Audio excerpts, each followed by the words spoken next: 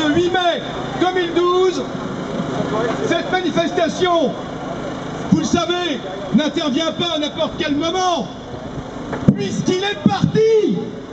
Qui? Il est parti. Il est parti. Qui est parti? Plus fort. Qu'est-ce qui lui est arrivé? Il a dégagé. Il a dégagé Sarkozy.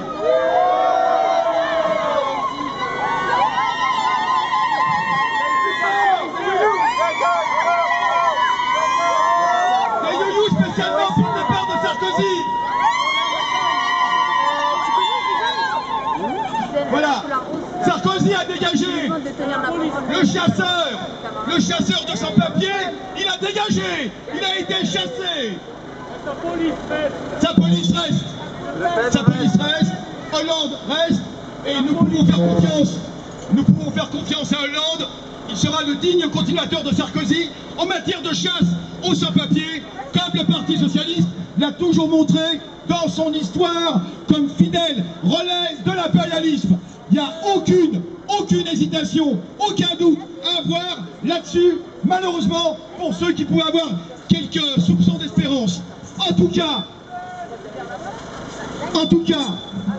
Sarkozy est parti, c'est notre tour.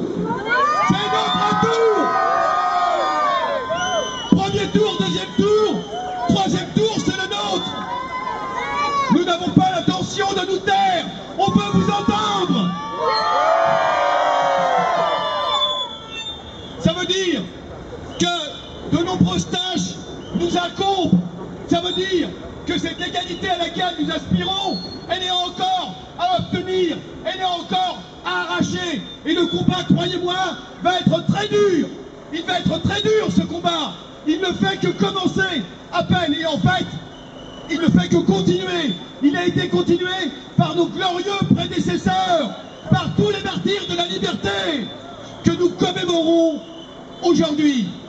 Aujourd'hui, 8 mai, c'est un jour de fête pour ceux qui commémorent la victoire sur le nazisme. Mais rappelons que ce même jour, c'est un jour de deuil en Algérie, c'est un jour de deuil pour tous les peuples colonisés. C'est le jour où le 8 mai 1945, les barbares de l'armée française et des colons français qui vinrent l'épauler dans les villes de Sétif, Guelma, Relata, en Algérie. Le même 8 mai 1945, au moment où sur les Champs-Élysées, on fêtait la victoire, la capitulation sur le nazisme, le même jour, une manifestation partait de Sétif en Algérie, qui elle aussi entendait fêter la victoire des Alliés. Et naïvement, pensait que la liberté arrachée en Europe serait également pour les peuples colonisés. Un jeune Algérien ayant brandi un drapeau algérien, oui, nous vous demandons de vous rapprocher, on vous demande, un jeune Algérien ayant brandi le drapeau algérien, qui était interdit à l'époque évidemment, fut immédiatement abattu par un commissaire de police attablé à une terrasse d'un café. Aussitôt, une émeute se produisit, au cours de laquelle une centaine d'Européens furent tués. Mais ce fut le début d'une répression absolument inouïe, inimaginable, qui pendant plusieurs jours, pendant plusieurs semaines, va massacrer 45 000 personnes. 45 000 personnes, des milliers furent assassinés dans les villes Sétif, Guelma, Relata. Des villages furent bombardés, des femmes furent violées, l'artillerie de marine, l'aviation s'en donna à cœur joie.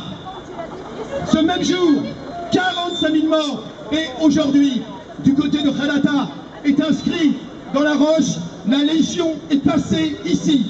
Jusqu'à aujourd'hui, les barbares ont laissé